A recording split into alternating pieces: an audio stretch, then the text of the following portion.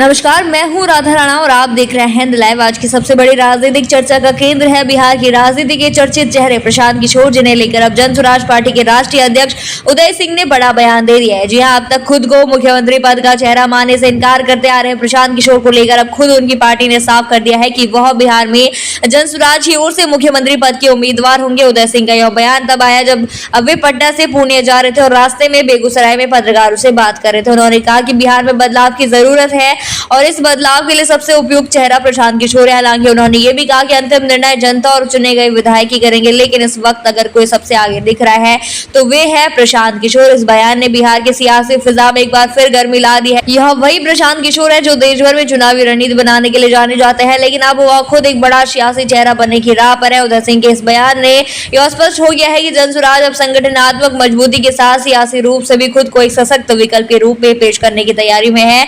बात केवल मुख्यमंत्री चेहरे की नहीं है, बल्कि इस मौके पर उदय सिंह ने कई और बड़े बयान भी दिए। उन्होंने कहा कि जन स्वराज किसी भी पार्टी से गठबंधन नहीं करेगा, क्योंकि उनके अनुसार गठबंधन नहीं बल्कि ठग बंधन होते हैं। ये शब्द अपने आप में सियासत की तल्खी को दिखाते हैं। उनका साफ कहना था कि उनकी लड़ाई बीजेपी, राजद या किसी भी दल से नहीं है, बल्कि वे बिहार की जनता के लिए काम करने आए हैं। उनका मकसद सत्ता की लड़ाई नहीं बल्कि सिस्टम को बदलने की लड़ाई है। इस दौरान उन्होंने सीमांचल में बांग्लादेशी घुसपैठ के मुद्दे पर भी सरकार को घेरा।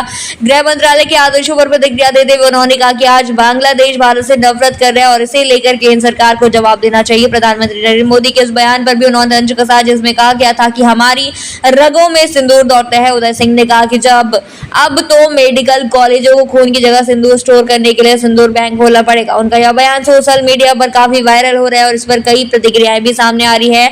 उन्होंने ये भी कहा कि हमारी सेना ने पाकिस्तान को करारा जवाब दिया, लेकिन उसका श्रेय प्रधानमंत्री मोदी को नहीं बल्कि हमारी बहादुर सेना को मिलना चाहिए। इसी के साथ उन्होंने पहलगाम की घटना पर भी सवाल उठाया और पूछा कि इतनी कड़ी सुरक्षा व्यवस्था के बावजूद ऐसी चूक कैसे हो गई। ऐसे बयान न केवल केंद्र की नीतियों पर सवाल उठाते हैं, बल्कि ये भी दर्शाते हैं कि जन स्वराज अब केवल बयानबाजी तक सीमित नहीं रहना चाहता, बल्कि मुद्दों की सियासत करके जनता से सीधा जुड़ाव बनाने की कोशिश में है।